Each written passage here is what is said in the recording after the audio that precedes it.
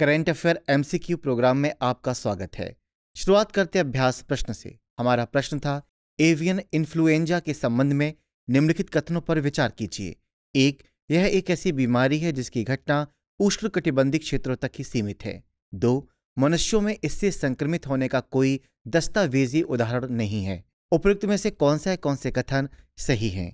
ए केवल 1, बी केवल 2, सी 1 और 2 दोनों, डी ना तो 1 और ना ही 2। इसका सही उत्तर है विकल्प डी। हाल ही में अंटार्कटिका क्षेत्र में एवियन इन्फ्लुएंजा विशेष रूप से H5N1 वायरस का खतरा उभर कर सामने आया है, इसलिए कथन 1 सही नहीं है। इससे पेंगुइन और सील की वल्नरेबल आबादी के लिए चिंता बढ़ गई है, जिन्होंने पहले इस घातक वायरस का सामना नहीं किया है। आपको बता दें कि एवियन इन्फ्लुएंजा एक अत्यधिक संक्रामक वायरल रोग है। यह खाद्य उत्पादन में उपयोग की जाने वाली पक्षी प्रजाति की एक विस्तृत श्रृंखला को प्रभावित करता है। कभी कभी मनुष्यों सहित स्तनधारियों को एवियन इन्फ्लुएंजा हो सकता है, हालांकि मानव से मानव में संचरण दुर्लभ है, इसलिए कथन 2 सही नहीं है। इस प्रकार विकल्प डी सही है। चलिए आज के सेशन की शुरुआत करते हैं और पहला प्रश्न है, केंद्रीय सूचना आयोग के मुख्य सूचना आयुक्त का कार्यकाल होता है? राष्ट्रपति द्वारा निर्धारित अवधि या 65 वर्ष की आयु तक, बी केंद्र सरकार द्वारा निर्धारित अवधि या 65 वर्ष की आयु तक, सी राष्ट्रपति द्वारा निर्धारित अवधि या 60 वर्ष की आयु तक, डी केंद्र सरकार द्वारा निर्धारित अवधि या 60 वर्ष की आयु तक। इसका सही उत्तर है विकल्प बी। हाल ही में केंद्रीय सूचना आयोग CIC ने साइबर सुरक्षा पर 1 दिवसीय संगोष्ठी का आयोजन किया। केंद्रीय सूचना आयोग भारत में लोकतंत्र और सुशासन के सुचारू संचालन के लिए आवश्यक एक महत्वपूर्ण प्राधिकरण है। यह एक गैर संवैधानिक निकाय है। इसका गठन केंद्र सरकार द्वारा सूचना का अधिकार यानी RTI अधिनियम 2005 के तहत वर्ष 2005 में किया गया था। यह केंद्र सरकार एवं केंद्र शासित प्रदेशों के अधीन कार्यरत कार्यालयों, वित्तीय संस्थानों, सार्वजनिक क्षेत्र के उपक्रमों आदि के बारे में शिकायतों एवं अपीलों की सुनवाई करता है। इस आयोग में एक मुख्य सूचना आयुक्त होता है और 10 से अधिक सूचना आयुक्त नहीं हो सकते। इनकी नियुक्ति राष्ट्रपति द्वारा एक समिति की सिफारिश पर की जाती है। मुख्य सूचना आयुक्त एवं अन्य आयुक्तों का कार्यकाल केंद्र सरकार द्वारा निर्धारित अवधि या 65 वर्ष की आयु जो भी पहले हो तक होता है, इसलिए विकल्प बी सही है।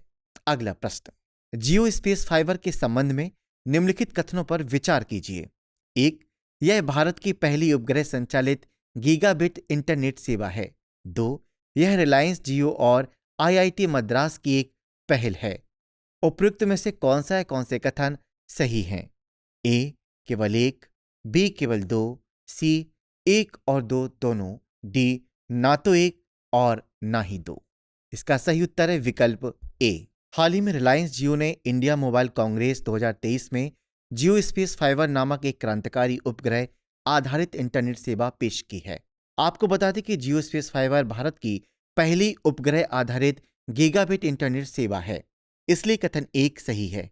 यह पहल रिलायंस जियो और एक प्रमुख सैटेलाइट ऑपरेटर SES के बीच साझेदारी है, इसलिए कथन 2 सही नहीं है। SES जियो को अत्याधुनिक मध्यम पृथ्वी कक्षा MEO उपग्रह प्रौद्योगिकी तक पहुंच प्रदान करता है, जो SES के O3B और AO3B M पावर उपग्रहों द्वारा संभव बनाया गया है। इस प्रकार विकल्प ए सही है। अगला प्रश्न, आर्थिक सहयोग एवं विकास संगठन OECD के संदर्भ में कौन सा कथन सही नहीं है?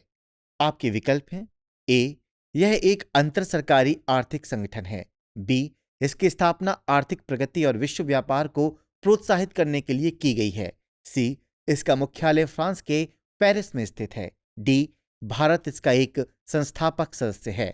इसका सही उत्तर है विकल्प डी। हाल ही में आर्थिक सहयोग और विकास संगठन की कृषि नीति निगरानी तथा मूल्यांकन 2023 नामक एक नवीनतम रिपोर्ट ने पिछले वर्ष भारतीय किसानों के अंतर्निहित कराधान पर अपना स्पष्टीकरण दिया है। आपको बता दें कि OECD एक अंतर सरकारी आर्थिक संगठन है। इसकी स्थापना 30 सितंबर 1961 को आर्थिक प्रगति और विश्व व्यापार को प्रोत्साहित करने के लिए की गई है। अधिकांश OECD सदस्य राष्ट्र उच्च आय वाली अर्थव्यवस्थाएं हैं जिन्हें विकसित देश माना जाता है और जिनका मानव विकास सूचकांक HDI बहुत उच्च है। इसके मुख्यालय की स्थापना वर्ष 1961 में पेरिस, फ्रांस में की गई थी और इसमें कुल 38 सदस्य देश हैं। भारत इसका सदस्य नहीं है बल्कि एक प्रमुख आर्थिक भागीदार है, इसलिए विकल्प डी सही होगा। अगला प्रश्न, बैले चले घोषणा के संबंध में निम्नलिखित कथनों पर विचार कीजिए। 1. इसका उद्देश्य कृत्रिम बुद्धिमत्ता यानी AI सुरक्षा पर सहयोग के वैश्विक प्रयासों को बढ़ावा देना है। 2. भारत इस घोषणा का हिस्सा नहीं है। उपयुक्त में से कौन से कथन सही हैं? A.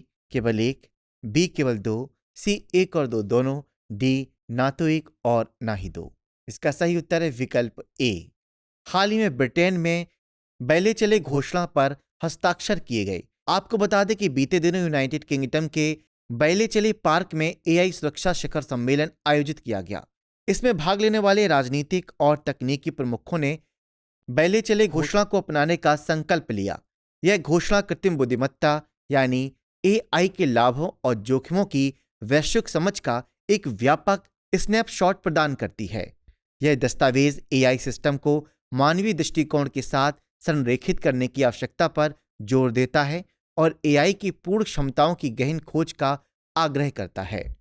इसका उद्देश्य AI सुरक्षा पर सहयोग के वैश्विक प्रयासों को बढ़ावा देना है, इसलिए कथन 1 सही है।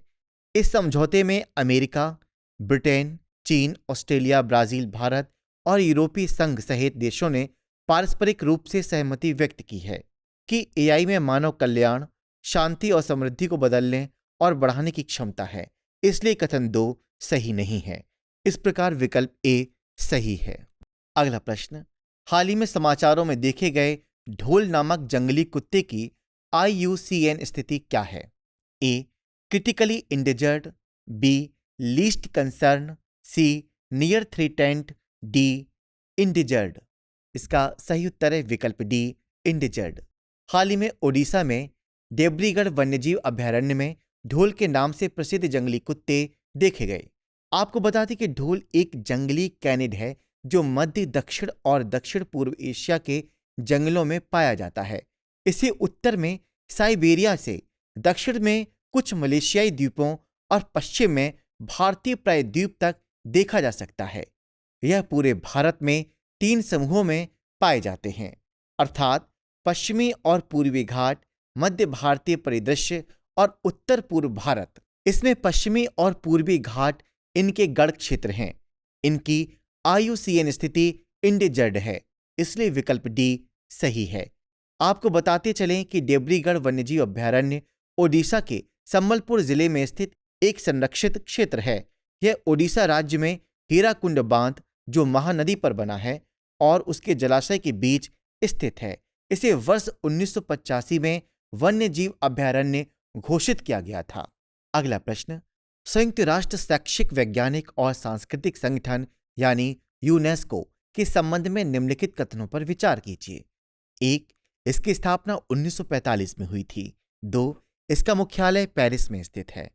उपयुक्त में से कौन से कथन सही हैं? A. केवल 1, B. केवल 2, C. 1 और 2 दोनों, D. ना तो 1 और ना ही 2। इसका सही उत्तर है विकल्प C। हाल ही में केरल के कोझिकोड और मध्य प्रदेश के ग्वालियर में क्रमशः साहित्य और संगीत के क्षेत्र में योगदान के लिए यूनेस्को की प्रतिष्ठित रचनात्मक शहरों की सूची में जगह बनाई है। आपको बता दें कि यूनेस्को का पूरा नाम संयुक्त राष्ट्र शैक्षिक, वैज्ञानिक और सांस्कृतिक संगठन है। यह संयुक्त राष्ट्र की एक विशेष एजेंसी है जो शिक्षा, संस्कृति और विज्ञान के क्षेत्र में वैश्विक सहयोग के माध्यम से विश्व शांति के लिए काम करती है। आधिकारिक तौर पर इसे 1945 में स्थापित किया गया था, इसलिए कथन 1 सही है। इसका मुख्यालय फ्रांस के पेरिस में स्थित है, इसलिए कथन 2 सही है। इस प्रकार विकल्प C सही है। अगला प्रश्न, हाल ही में चर्चा में रहा तमिल लंबाडी समुदाय निम्नलिखित में से कौन सी भाषा बोलता है? A. कोडव, B. Kannada, C. Telugu, D. गोर बोली। इसका सही उत्तर है विकल्प D गोर बोली। पोरकुई आर्टिसन एसोसिएशन सोसाइटी 60 से अधिक महिलाओं के साथ लंबाड़ी कढ़ाई वाले कपड़े बनाकर बेच रही है ताकि यह सुनिश्चित किया जा सके कि यह कला अगली पीढ़ी तक पहुंचे। आपको बता दें कि तमिल लंबाडी समुदाय लंबे समय से लंबाड़ी कढ़ाई के शिल्प का अभ्यास कर रहा है। लंबाडी समुदाय को बंजारा के नाम से भी जाना जाता है। इस समुदाय के अधिकांश लोग तेलंगाना, आंध्र प्रदेश, तमिलनाडु और कर्नाटक में निवास करते हैं। यह गोर बोली बोलते हैं जिसे लंबाड़ी भी कहा जाता है। यह इंडो आयरन भाषा समूह से संबंधित है। इसकी कोई लिपि नहीं है, इसलिए विकल्प डी सही है। अगला प्रश्न, ब्लैक स्टॉक के संबंध में निम्नलिखित कथनों पर विचार कीजिए। 1. यह केवल एशिया में ही पाया जाता है। 2. यह दलदली क्षेत्रों में ही प्रजनन करता है। उपयुक्त में से कौन से कथन सही हैं? ए केवल 1, बी केवल 2, सी 1 और 2 दोनों, डी ना तो 1 और ना ही 2। इसका सही उत्तर है विकल्प डी। हाल ही में उत्तर प्रदेश के हस्तिनापुर वन्यजीव अभयारण्य में ब्लैक स्टॉक यानी काला सारस को देखा गया है। आपको बता दें कि काला सारस यानी सिकोनिया नाइग्रा सारस परिवार सिकोनिडे में एक बड़ा पक्षी है।